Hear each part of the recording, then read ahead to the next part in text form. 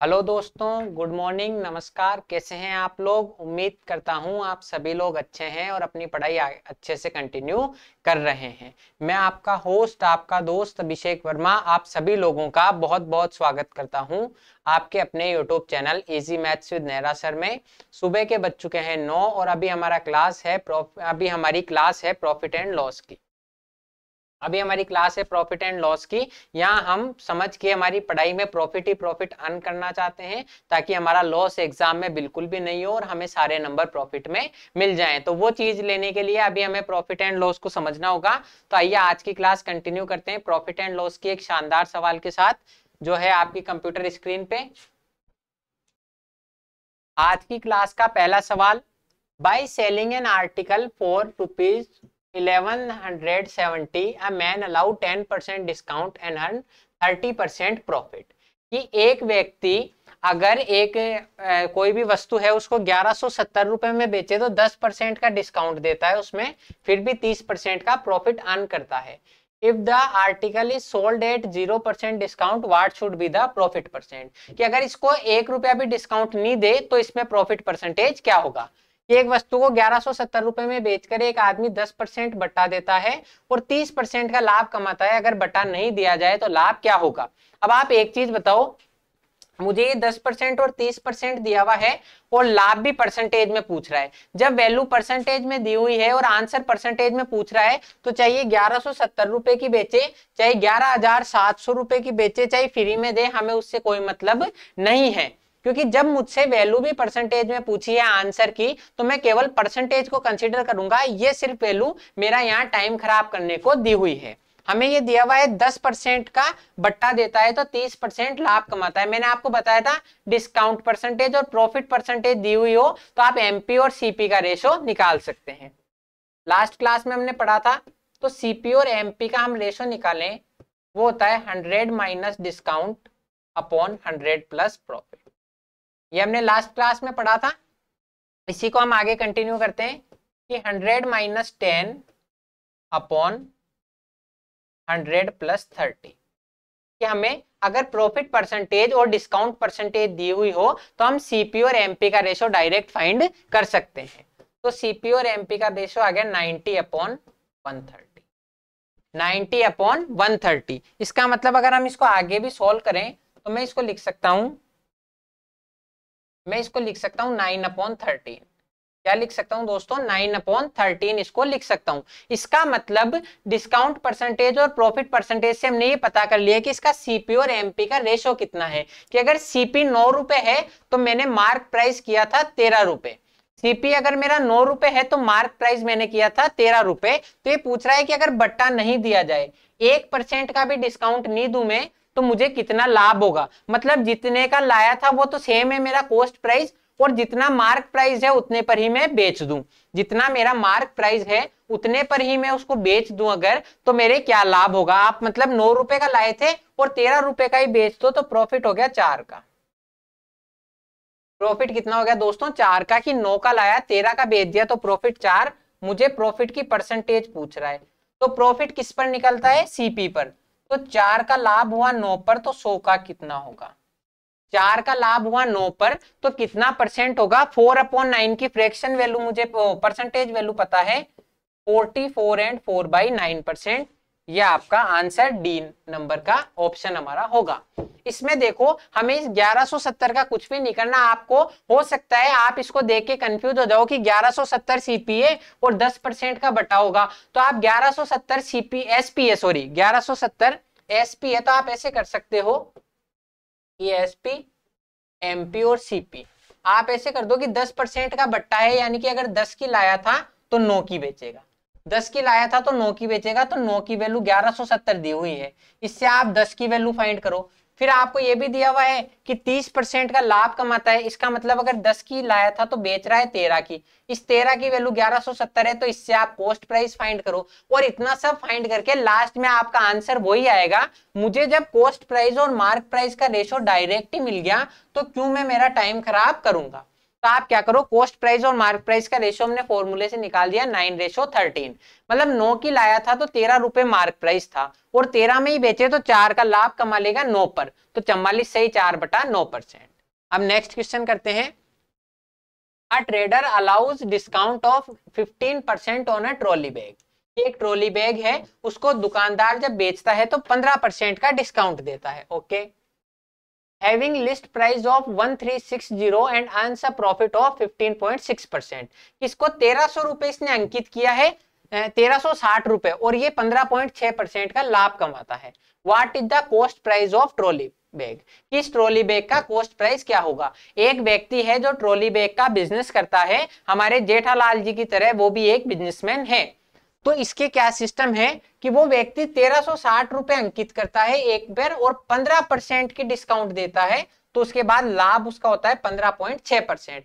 यहां पर देखो आपको इजीली दिख रहा होगा कि अंकित मूल्य दिया हुआ है मुझे एमपी दिया हुआ है, मुझे डिस्काउंट की परसेंटेज दी हुई है 15%, मुझे प्रॉफिट की परसेंटेज भी दी हुई है, और मुझसे पूछ रहा गया है वस्तु का क्रय मूल्य ज्ञात कीजिए, सीपी पूछ रहा है। तो अभी हमने जस्ट फाइंड किया था कि सीपी और एमपी का रेशो कैसे निकालते हैं। सीपी और एमपी का रेशो निकाल देंगे 100 minus discount upon 100 plus profit. 100 minus discount upon 100 plus profit तो बिल्कुल आसानी से कर देंगे।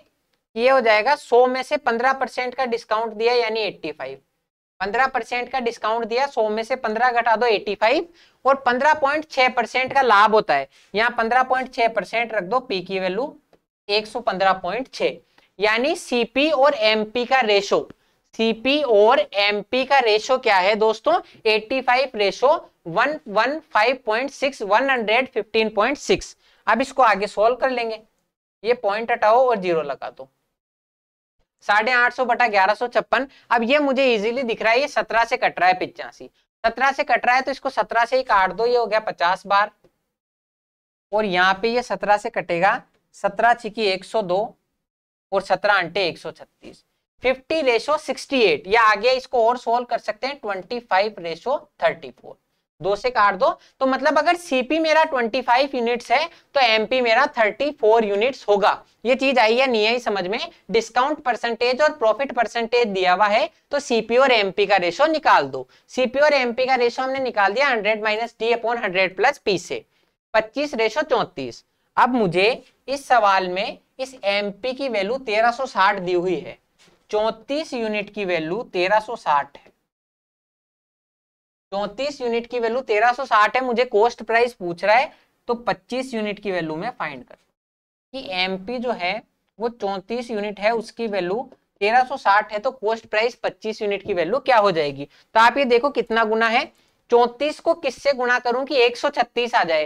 तो आप देखो ये तो 30 के आसपास है और ये 120 के आसपास है, तो लगभग 4 गुना हो सकता है। एक बार 4 से गुणा करके देख लो, 4 चौक 16, 4 तिया 12 और 1 13, मतलब ये 4 गुना है, 40 4 गुना है और 1 जीरो पीछे है, मतलब हर एक यूनिट की वैल्यू 40 गुना है। 34 यूनिट्स की वैल्यू 1360 है, तो एक यूनिट 40 रुपए के बराबर है, तो 25 को 40 से गुणा कर दो 1000 रुपए, तो इसका कॉस्ट प्राइस आ जाएगा 1000 रुपीज। बिल्कुल इस आसानी से हम सवाल करेंगे। हम क्यों फालतू का दिमाग लगाएं सीपी से एसपी बनाने में, एमपी बनाने में, जब डायरेक्ट मुझे रेशो दिया हुआ है कि सीपी और एमपी का रेशो 25 रेशो 34 है, 34 की वैल्यू 1360 है, यानी 40 गुना है, तो 25 की वैल्यू भी 40 गुना हो जाएगी 1000। Next question, a shopkeeper makes his good at 25% above the cost price. एक दुकानदार है, वो अपनी गुड्स जो है, जो भी वस्तुएं बेचता है, उनको 25% अबव प्लेस करता है कॉस्ट प्राइस से, कॉस्ट प्राइस से 25% ज्यादा अंकित करता है। फिर नेक्स्ट क्या है, he sells 3/4 of the goods at the mark price, कि उनमें से 3/4 जितनी भी उसके पास वस्तुएं हैं उनकी 3/4 तो वो मार्क प्राइस पर ही बेच देता है, and the remaining at 40% discount on the mark price. और जो बची हुई है कि 3/4 तो बेच दी, यानी बची कितनी 1/4, उसको इस पे मार्क प्राइस पे 40% डिस्काउंट के साथ बेचता है। इज गेन और लॉस परसेंट इज, तो उसका लाभ या हानि परसेंट क्या होगा। कि एक दुकानदार अपने माल को 25% ऊपर अंकित करता है, 3/4 माल को तो बेचता है अंकित मूल्य पर, और शेष माल को अंकित मूल्य से 40% की डिस्काउंट पर बेचता है, तो उसका ओवरऑल लाभ हानि क्या होगा। तो अब देखते हैं इस क्वेश्चन को। अब देखो यहाँ क्या सिस्टम है, आप देखो आपको क्वेश्चन के अकॉर्डिंग मानना पड़ेगा। मैं इसमें यह भी मान सकता हूं कि इसकी कीमत 1 रुपया है, यह भी मान सकता हूं 100 रुपए है, यह भी मान सकता हूं 10 रुपए है, लेकिन हम ऐसी वैल्यू मानेंगे। मैं ये भी मान सकता हूं कि इसके पास केवल एक वस्तु है जो 1 रुपए की कीमत की है, उससे भी मेरा प्रॉफिट और लॉस परसेंटेज आ जाएगा। और मैं इसमें अलग भी मान सकता हूं क्योंकि मुझे तो परसेंटेज निकालना है, मैं ओरिजिनल वैल्यू कुछ भी मानूं उससे कोई फर्क पड़ना जाना नहीं है। और मैं ये भी आपको बताऊंगा कि हम माने बिना भी डायरेक्ट कर सकते हैं, केवल परसेंटेज में कैलकुलेट करके, तो वो भी हम सीखेंगे, लेकिन उसके पहले ये बेसिक आपको समझना जरूरी है। इसमें क्या कह रहा है, 3/4 माल, यानी इसकी वस्तु जो है उसमें 3/4 की फ्रैक्शन बनेगी, वस्तु जो है उसमें 3/4 की फ्रैक्शन बनेगी, और जो भी कीमत है उस पर परसेंटेज काउंट होगी। यह आपको समझ में आना चाहिए कि मैं कैसे वस्तुएं मानूंगा, कि मुझे जो वस्तुएं हैं उसकी 3/4 भाग निकालना पड़ेगा। चाहे मैं एक वस्तु मानूं तो भी 3/4 निकालना पड़ेगा, चाहे 2 मानूं तो भी 3/4, चाहे 10 मानूं तो भी 3/4। और कीमत ऐसी माननी पड़ेगी जिसके परसेंटेज निकालने, चाहे मैं 10 रुपए कीमत मानूं तो भी परसेंटेज निकालने हैं, 20 मानूं तो भी। तो हम ऐसी वैल्यू मानेंगे, मैंने मान लिया let CP is equal to 100 रुपए, ताकि परसेंटेज निकालने में मुझे इजी हो। मुझे ही मानना है तो मैं ऐसी वैल्यू ही मानूंगा जो मेरे फायदे की हो। जब मुझे ही मानना है, मैं आपको कहूं कि यार आप खुद की मर्जी से कोई अपने लिए पोस्ट चूज करो, तो कोई क्या करेगा कोई क्या करेगा, मैं तो मेरे लिए प्रधानमंत्री की चूज करूंगा कि जब मुझे ही मेरी मर्जी से काम करना है तो मैं ऐसा काम करूंगा जो मेरे लिए सबसे बेस्ट हो। तो मैंने CP तो मान लिया 100 रुपए, क्योंकि मुझे परसेंटेज फाइंड करनी है, और 3/4 भाग टोटल वस्तुओं को निकालना है, तो मैंने मान लिया टोटल आइटम्स या टोटल आर्टिकल्स, टोटल गुड्स, तो मैंने मान लिया 4। क्यों? क्योंकि अगर मैंने 4 वस्तुएं मानी है तो 3/4 निकालने में कोई मुझे परेशानी नहीं होगी। तो अब आप देख लो, जैसा ये कह रहा है वैसा, कि टोटल 4 वस्तुएं हैं, इसमें से 3/4 को तो अंकित मूल्य पर बेचता है। अब इसका MP निकाल देंगे कि कॉस्ट प्राइस जो भी है उससे 25% ज्यादा पे मार्क करता है, जो भी कॉस्ट प्राइस है उससे 25% ज्यादा पे मार्क करता है, यानी 100 रुपए की है तो 125 रुपए पे मार्क करता है, 100 रुपए की है तो 125 रुपए पे मार्क करता है। अब आप जैसे सवाल कह रहा है वैसे का वैसा कर दो, कि सवाल के अकॉर्डिंग 3 वस्तुओं पे तो 125 रुपए की बेचता है, 3/4 माल अंकित मूल्य पर बेचता है, 3/4 माल अंकित मूल्य पर बेचता है, 100 रुपए की लाया और 125 की बेची, 100 रुपए की लाया और 125 की बेची, तो कितना लाभ कमा लिया, 25 रुपए। 3 वस्तुओं में से हर एक वस्तुओं पर 25% का 25 रुपए का लाभ इसने कमा लिया। बची हुई वस्तु 3 तो काम बेच दी हमने 4 में से, और बची हुई एक वस्तु है, बची हुई एक वस्तु है, उसमें क्या हुआ, बची हुई एक वस्तु अंकित मूल्य से 40% की छूट पर बेचता है, अंकित मूल्य से 40% की, यानी कि सेलिंग प्राइस क्या होगा कि 60% पे बेचेगा, कि 40% की छूट दे दी, यानी कि 100 रुपए की लाया था तो 40 रुपए तो माफ कर दिए, तो 60% पे बेचेगा, यानी कि 3/5 पे बेचेगा। ये चीज आई है नहीं आई समझ में, कि मैंने 40% यानी कि 2/5 की छूट दे दी, 40% यानी 2/5 की छूट दे दी, तो 5 रुपए की लाया था, 2 रुपए छूट दे दी, तो 3 रुपए में ही मैं बेचूंगा, तो इसका सेलिंग प्राइस हो गया 75 रुपए। 5 से काट दो 25 बार, 25 दिया 75, यानी कि 3 वस्तुओं में से तो प्रत्येक वस्तु पर 25 रुपए का लाभ कमाता है और एक वस्तु पर 25 रुपए की हानि खाता है। 3 वस्तुओं में से 25 रुपए हर एक पर लाभ कमाता है, तो टोटल कितना हो गया, यहां से यहां पर इसने टोटल कमा लिया 75 रुपए, टोटल इसने कमा लिए दोस्तों 75 रुपए, और यहाँ हर एक वस्तु पर, एक ही वस्तु है तो 25 रुपए का लाभ कमा रहा है, तो नेट इसका क्या होगा, नेट प्रॉफिट, कि 75 रुपए तो यहां से लाभ कमा लिया, 25 की हानि, 75 तो एक्स्ट्रा आ गया उसमें, 25 तो घाटा लग गया, तो बचे 50 रुपए, इसके नेट प्रॉफिट हुआ 50 रुपए का। अब मुझे पूछ रहा है प्रॉफिट या लॉस की परसेंटेज, तो प्रॉफिट की परसेंटेज निकाल दो, कि 50 रुपए का लाभ हुआ है कितने पर, कितने पर वस्तुओं पर हुआ है, एक वस्तु 100 रुपए की थी और 4 वस्तुएं थी, एक वस्तु 100 रुपए की थी और 4 वस्तुएं थी, तो 50/400, तो 100 पर कितना होगा। अब आप चाहो तो इसको 50 से काट दो 1/8। 1/8 की परसेंटेज वैल्यू होती है 12.5%। तो इसका मतलब इसके टोटल प्रॉफिट होगा 12.5%। ऑप्शन नंबर ई हमारा आंसर हो जाएगा। गेन होगा 12.5% का। कैसे? 1/8 की परसेंटेज वैल्यू 12.5 है। या आप एक और चीज से समझ सकते हो क्या, कि आप इसको 0 से 0 काट दो, 50 में 4 का भाग दे दो, तो भी 12.5% आंसर आएगा। अब क्या हुआ, एक बार क्विक समराइज करेंगे और नेक्स्ट स्टेप में हम इसको दूसरे तरीके से करना सीखेंगे कि हमने मुझे सीपीबी में कितना भी मान सकता हूं, क्योंकि लास्ट में परसेंटेज में निकालना है, ओरिजिनल वैल्यू से कोई मतलब नहीं है। और मैं वस्तुएं भी कितनी भी मान सकता हूं, सब मेरी मर्जी है। वो उसमें एक उसमें बोलता है ना कि हाँ कभी कभी लगता है अपुन ही भगवान है, नवाजुद्दीन सिद्दीकी का डायलॉग है। तो यहाँ अभी हम ही भगवान हैं, क्योंकि मुझे ही नंबर लाने हैं अपने, मुझे ही आंसर करना है, तो मैं मेरे लिए जो बेस्ट होगा वो करूंगा। तो मुझे जो भी वस्तुएं हैं उनका 3/4 भाग निकालना पड़ेगा। 3/4 भाग निकालना है तो मैं वस्तुएं मान लूंगा 4, ताकि 3/4 निकालने में कोई समस्या नहीं हो। तो 4, और परसेंटेज निकालना है तो हर एक वस्तु 100 रुपए की मान लूंगा, ताकि परसेंटेज कैलकुलेट आसानी से हो जाए। तो 100 रुपए इसका कॉस्ट प्राइस है, तो 25% ऊपर अंकित करता है, तो मार्क प्राइस हो जाएगा 125 रुपए। तो 3 वस्तुएं तो 125 रुपए की बेचेगा मार्क प्राइस पर, और 100 रुपए की लाया था, तो 3 वस्तुओं में तो इसने प्रॉफिट कमा लिया साहब 75, 25 रुपए का हर एक वस्तु पर, तो तीनों वस्तुओं पर मिलाकर 75 रुपए का।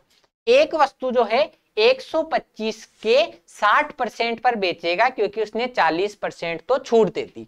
5 पे 2 तो माफ कर दिए, तो 3 रुपए की बेचेगा। 5 की वैल्यू 125 है, तो 3 की वैल्यू हो जाएगी 75। एक वस्तु 100 रुपए की लाया था और 75 रुपए की बेची, यानी 75 रुपए का इसने क्या कर लिया दोस्तों, घाटा खा लिया। अब टोटल कमाए तो 75 रुपए और 25 रुपए का घाटा खा लिया, यानी कि नेट इसके बचे 50 रुपए। 50 रुपए का लाभ कितने रुपए खर्च कर हुआ, एक वस्तु 100 रुपए की और 4 वस्तुएं खर्च करके हुआ 400। तो 1/8 का लाभ हो गया 12.5%। अब इसको केवल हम परसेंटेज में भी कर सकते हैं। यहां देखा जाए तो एक्चुअली में मैंने परसेंटेज में ही कराए, एक्चुअली में मैंने परसेंटेज में ही कराए। कैसे कराए परसेंटेज में, कि मैंने 100 रुपए माना है, तो 100 पर चाहे मैं 25% लिखूं, यहां मैंने 100 का 25% लिख दिया 25 रुपए। तो मैं इसको डायरेक्ट परसेंटेज में भी कंटिन्यू कर सकता था। कैसे? मैंने वही मान लिया कि 3/4 वस्तुएं मुझे निकालनी है, 3/4 वस्तुएं निकालनी है, तो मैंने यू मान लिया let total goods. Let total goods हो गया आपके 4। अब इन 4 में से 3 और 1 दो पार्ट में बढ़ जाएंगे। 3 वस्तुएं तो ऐसी है जो 100 रुपए, हमने 100 रुपए नहीं माना है, कि हमने सीपी कुछ भी मान लो, सीपी कुछ भी होगा तो एमपी उसका 125% होगा। सीपी कुछ भी होगा तो एमपी इसका 125% होगा, कि 25% ज्यादा अंकित करता है। या चाहे आप सीपी को 100% ही मान लो, एक बार सुविधा के लिए। 100% का मतलब कोई भी वैल्यू 100% है, तो अगर ये 100% है तो एमपी इसका 125% होगा, यानी इन 3 पर तो कमाएगा 25% का लाभ, इन 3 पर तो कमाएगा 25% का लाभ हर एक पर। दूसरी बात, इसका एसपी निकालो। इस एसपी में क्या करता है कि वो 60% पे ही लेता है, 60% ही लेता है, 40% माफ कर देता है। 125% का 40% माफ कर दिया, तो 125% का 60% देगा ऑफ सीपी। तो 125% का 60% कितना होगा, 75%। जैसे कि मैंने क्या किया दोस्तों, कि 125% 5 की वैल्यू है, तो उसका 60% निकालना है। चाहो तो इसको ऐसे लिख दो, 125% का 60%, ऐसे भी लिख सकते हैं। ये वहां आपको लिखना नहीं, खुद समझना है कि 100 की लाया तो 125 की बेचेगा, यानी 25% का लाभ, और 125% पर हर 5 पर 2 रुपए माफ कर देगा, तो 3 रुपए की बेचेगा। 5 की वैल्यू 125 है, तो 3 की वैल्यू 75। इस एक पर 25% का लॉस होगा, इस एक पर 25% का क्या होगा दोस्तों, लॉस होगा।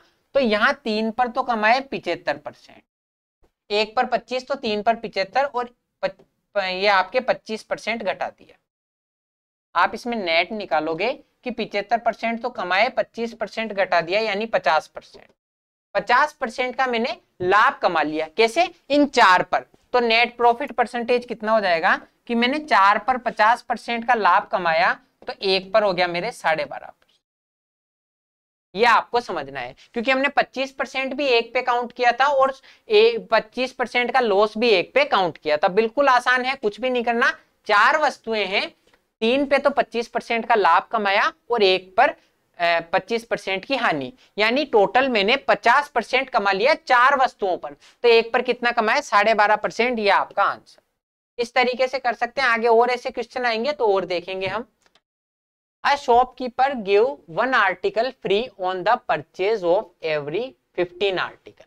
एक वस्तु है, तो एक व्यक्ति है, तो वो 15 वस्तुओं की खरीद पर एक वस्तु फ्री देता है। He also allows a discount of 4% to the customer, और 4% का इसके एडिशनल डिस्काउंट भी देता है। And still earn 35% profit, find the ratio of cost price and mark price। यहाँ हमें डिस्काउंट की परसेंटेज दी हुई है, 2 अलग अलग, उनको एक बना लेंगे, और प्रॉफिट परसेंटेज दी हुई है, तो सीपी और एमपी का रेशो इजी वे में फाइंड कर देंगे। देखो क्या है, 15 वस्तुओं की खरीद पर एक वस्तु मुफ्त देता है। 15 वस्तुओं की खरीद पर एक वस्तु फ्री दे देता है, मतलब वो आपको 16 चीजें दे रहा है। आपने 15 ही खरीदी, लेकिन वो एक फ्री देके 16 दे रहा है आपको। इसका मतलब वो फ्री कितने पर हुई? इस 16 पर एक होगी। ये हमेशा ध्यान रखना, वरना आप नंबर गवा बैठोगे। किसने क्या किया? 15 वस्तुएं खरीदी आपने और एक वस्तु दे दी आपको फ्री। इसका मतलब आपको टोटल वस्तुएं कितनी दी? 16।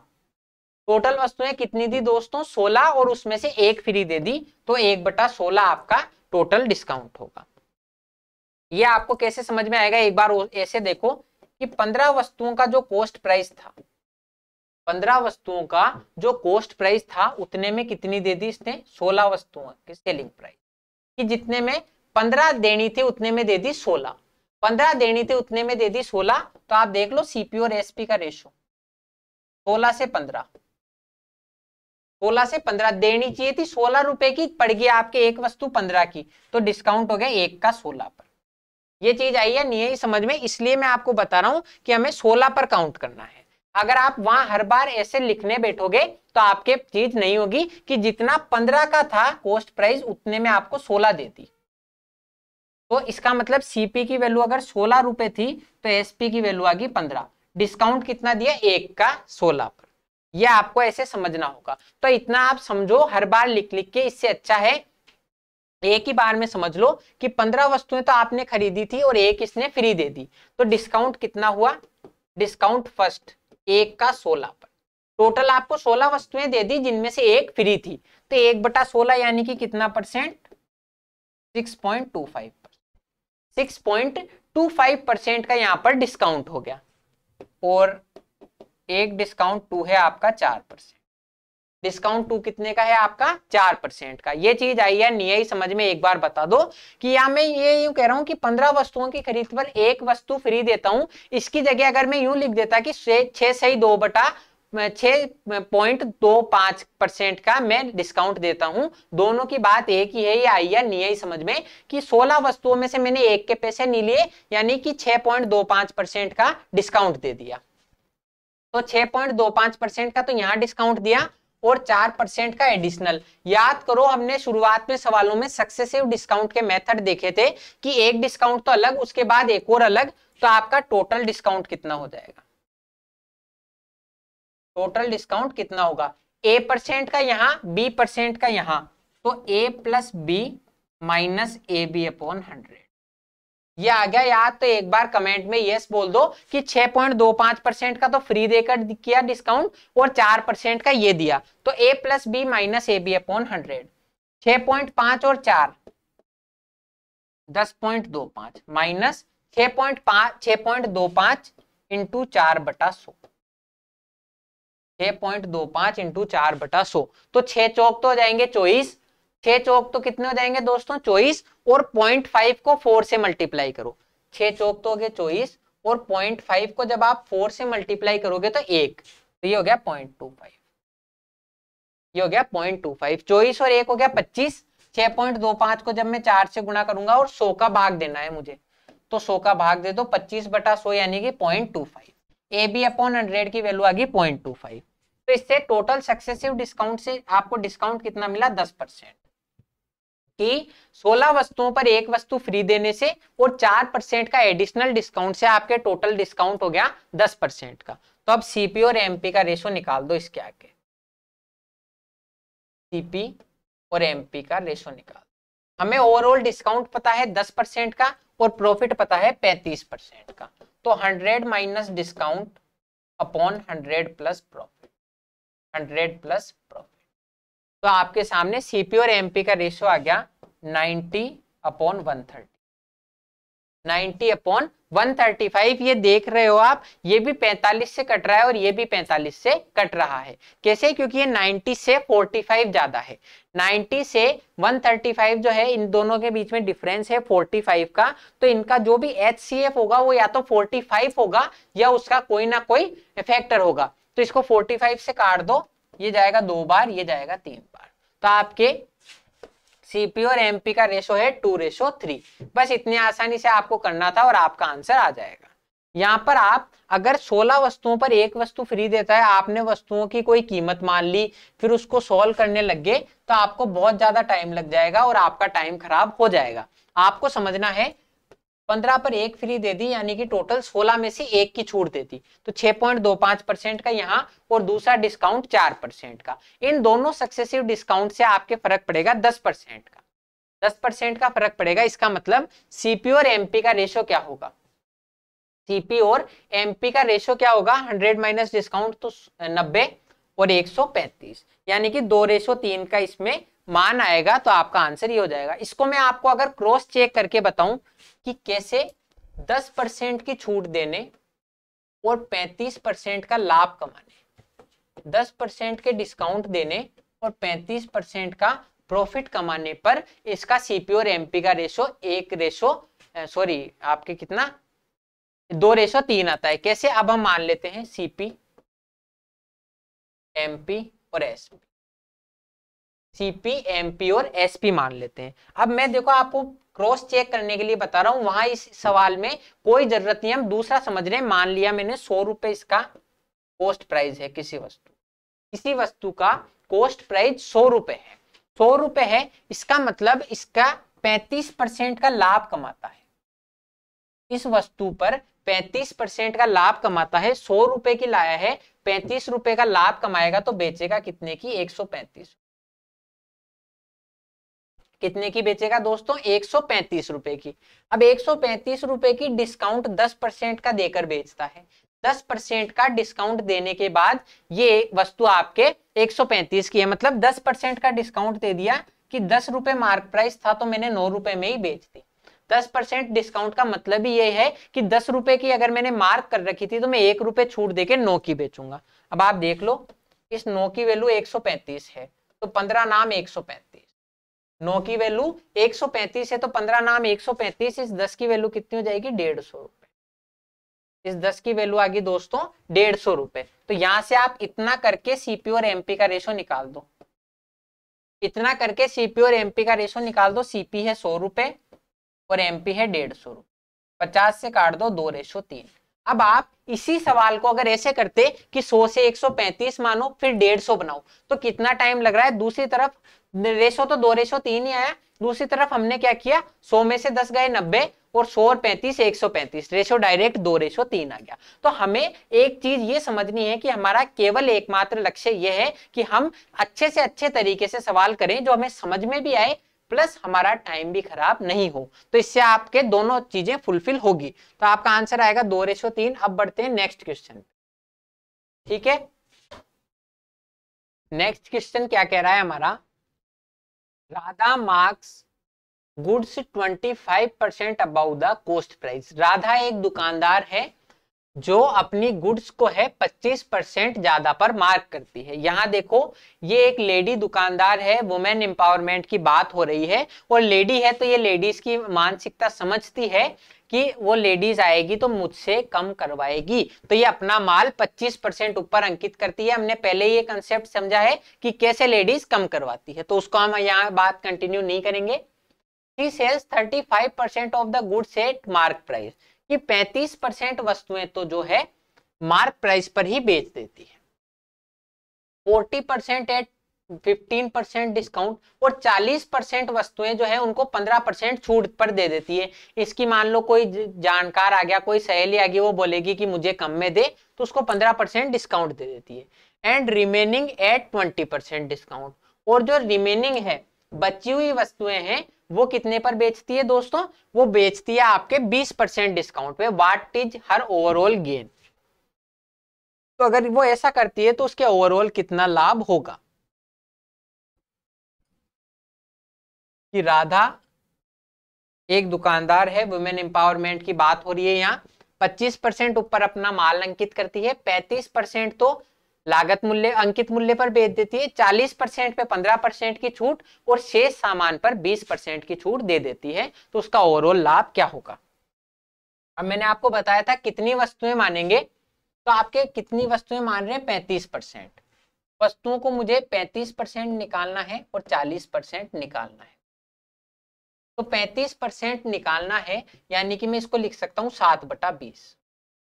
7/20, 40% यानी 2/5। मुझे ऐसी मानना है वस्तुओं को जिसमें 20 से भी पूरा पूरा कैंसिल हो जाए और 5 से भी, तो हम वस्तुएं 20 ही मान लेंगे। क्योंकि अगर मैं 20 वस्तुएं मानूंगा तो उसका 35% यानी कि 7/20 निकालना मेरे लिए बहुत इजी हो जाएगा। हर एक चीज सवाल में दी हुई है, हमें उस सवाल के अकॉर्डिंग वस्तुओं को मानना है।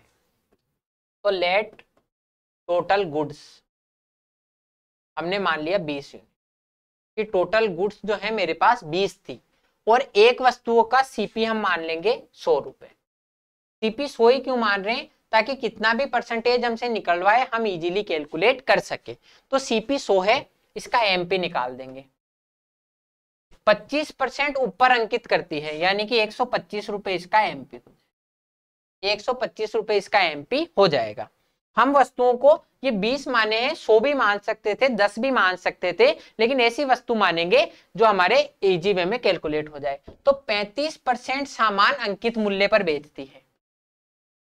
अब आप देखो 35% यानी कि 7/20, 20 में से 7 वस्तुएं, तो 7 वस्तुओं को तो अंकित मूल्य पर ही बेचती है, तो 25 रुपए का लाभ कमाती है। 7 वस्तुओं पर 100 रुपए की लाई थी और 125 में बेचती है, तो 25 रुपए का लाभ कमाती है। दूसरी कंडीशन 40%, यानी कि 2/5। हर 5 में से 2 वस्तुएं, टोटल वस्तुएं 20, तो 20 का 2/5 भाग निकालना है। हर 5 में से 2 वस्तुएं, तो 20 का 2/5 भाग निकाल देंगे, ये जाएगा 4 बार, तो यानी कि आ जाएगा 8। 20 का 2/5 भाग को कैसे निकालेंगे? 20 का 10% होता है 2, तो 40% हो जाएगा, 2 चौक 8।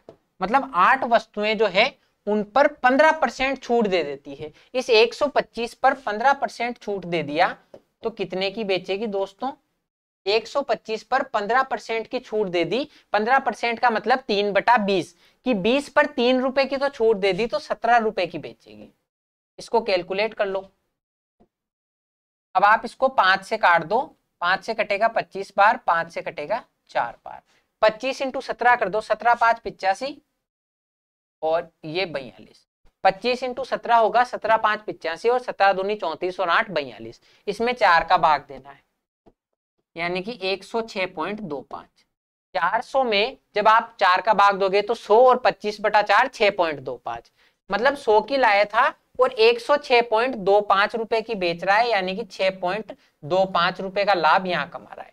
6.25 रुपए का लाभ यहाँ कमा रहा है। ये आ गया आपको समझ में? ये मैंने कैसे निकाला? अब मैं आपको यहाँ अगर हटा भी दूं तो कोई समस्या नहीं होगी, आपने इसको उतार लिया होगा। तो यहाँ पर तो एसपी आ गया 125 रुपए, क्योंकि उतने पर ही बेच रहा था। यहाँ की कंडीशन में एसपी है 106.25, तो 6.25 रुपए का लाभ कमा लिया। तीसरी बची हुई वस्तुएं, 20 वस्तुओं में से 7 तो यहां बेच दी, 8 यहां बेच दी, टोटल 7 और 8 15 वस्तुएं बेच दी, तो बची कितनी? 5। या चाहो तो 35% यहां बेच दी, 40% यहां, 75% तो बेच दी, यानी कि बची हुई है 25%, 1/4। 20 का 1/4 5 वस्तुएं, तो उसको कितने? 20% की छूट पर बेचती है। 20% की छूट पर बेचती है, यानी कि 1/5, 5 पर 1 माफ कर देती है, 5 पर 1 माफ कर देती है तो 4 रुपए ही लेती है। 4/5 निकाल देंगे, 5 से ही जाएगा 25 बार, 25 चौक 100 रुपए। 125 का 80% क्या होगा? 100 रुपए, क्योंकि 125 का 20% यानी कि 25 रुपए तो माफ कर दिए, 100 रुपए। 100 की ही लाई थी और 100 रुपए की बेच रही है, तो यहां से कमाए 0 रुपए। यहां से कितने कमाए दोस्तों? 0 रुपए। अब हम इसका ओवरऑल परसेंटेज गेन निकाल देंगे।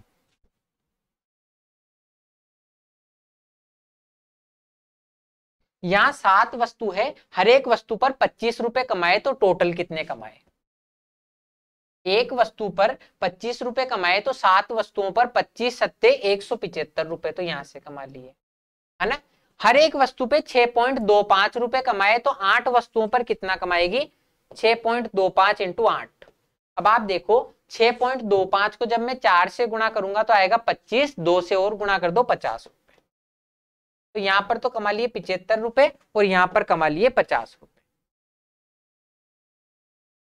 हमें चाहिए इसने ओवरऑल कितने कमाए। ओवरऑल प्रॉफिट ही तो निकालना है, तो हमने कितने कमाए दोस्तों? टोटल वस्तुओं पर 225 रुपए। 225 रुपए मैंने नेट कमा लिए 20 वस्तुओं पर।